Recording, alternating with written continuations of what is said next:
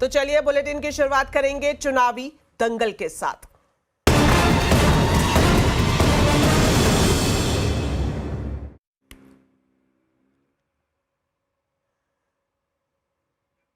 महाराष्ट्र और झारखंड में विधानसभा चुनाव का बिगुल बज चुका है। चुनाव आयोग ने तारीखों का ऐलान कर दिया है। महाराष्ट्र में एक ही चरण में 20 नवंबर को चुनाव होंगे, जबकि वोटों की गिनती 23 नवंबर को होगी। जबकि झारखंड की बात करें तो यहां 2 चरणों में चुनाव होगा। पहला चरण 13 नवंबर को, जबकि दूसरे चरण की वोटिंग 20 नवंबर को होगी। झारखंड के चुनावी नतीजे भी 23 नवंबर को ही आएंगे।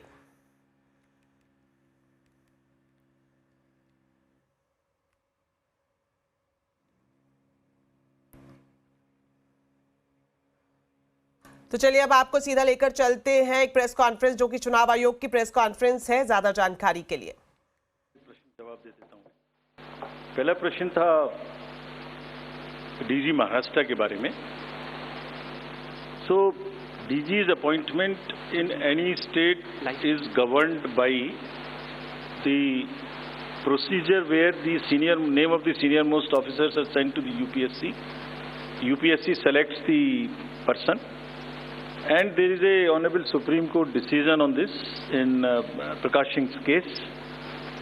The entire issue of this will be handled as per the legal pronouncements governing the subject.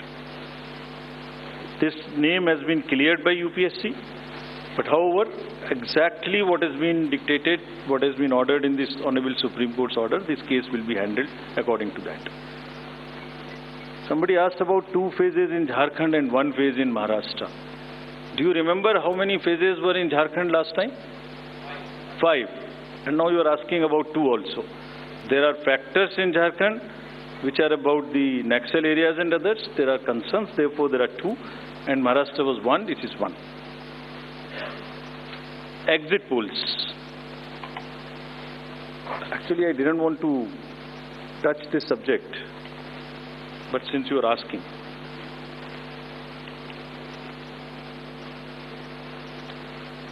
Exit polls के आने की वजह से, एग्जिट पोल्स के एक एक्सपेक्टेशन सेट करने की वजह से एक बहुत बड़ा, लेट मी एक्सप्लेन, एक बहुत बड़ा डिस्टॉर्शन पैदा हो रहा है। ये आप सब लोग यहाँ हैं, ये एक आत्मचिंतन का और आत्ममंथन का भी विषय है प्रेस के लिए, खासतौर से इलेक्ट्रॉनिक मीडिया के लिए।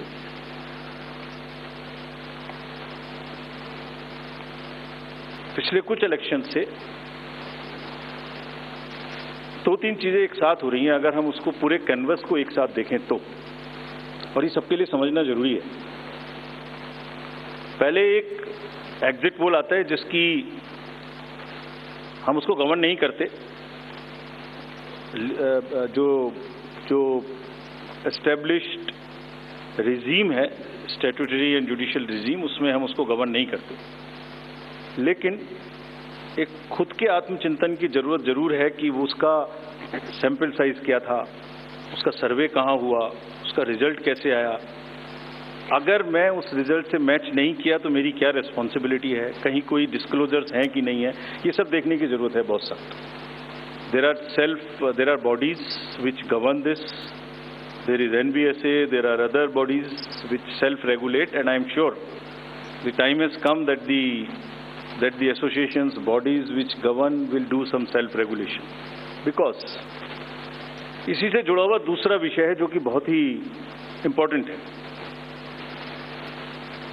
जिस दिन पोलिंग खत्म हुई उससे रफली 3rd डे काउंटिंग होती है। तो आज शाम को 6 बजे से एक एक्सपेक्टेशन राइज हुई। सबने सोचा ये होने वाला है,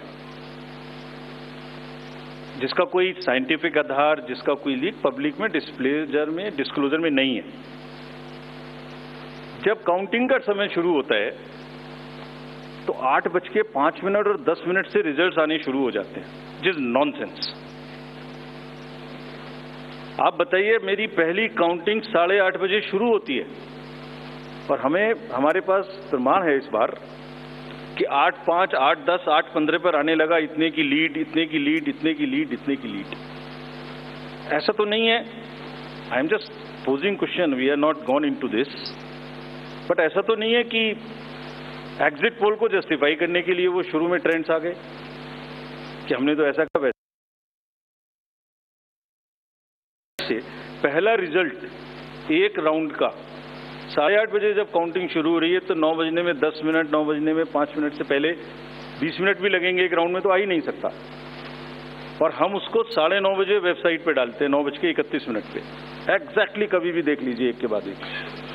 9:30 पे हम उसको अपनी वेबसाइट पे डालते हैं, फिर 11:30 पे डालते हैं, फिर 1:30 पे डालते हैं। चलिए, आपके कोई कॉरेस्पॉन्डेंट वहां मौजूद थे, उन्होंने पहले बता दिया।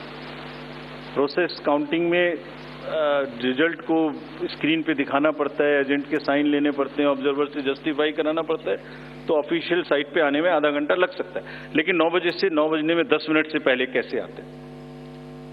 और उससे क्या होता है, एक तो एक्सपेक्टेशन है एग्जिट पोल्स की, उसके बाद 8:45 बजे तक मैंने दिखा दिया, उसी के मापदंड से कि वो लीड कर रहे हैं लोग। तो वास्तविक रूप से जब वो एक्चुअल रिजल्ट्स आने शुरू होते हैं तो एक मिसमैच होता है, and that mismatch is also giving this can lead to serious issues sometimes.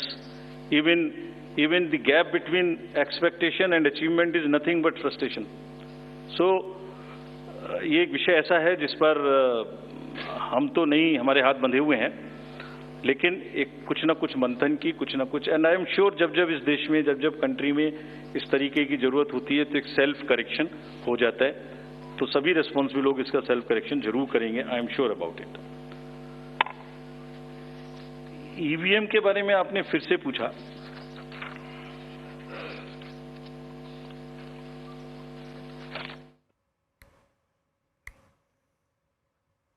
तो चुनाव आयोग की प्रेस कॉन्फ्रेंस आप देख रहे थे और महाराष्ट्र और झारखंड विधानसभा चुनाव की तारीखों का ऐलान हो गया है। और अब ज्यादा डिटेल्स के लिए जुड़ते हैं मेरे सहयोगी विपिन भट्ट से। तो विपिन जी बताएं, तारीखों का ऐलान हो गया है, क्या है पूरी जानकारी?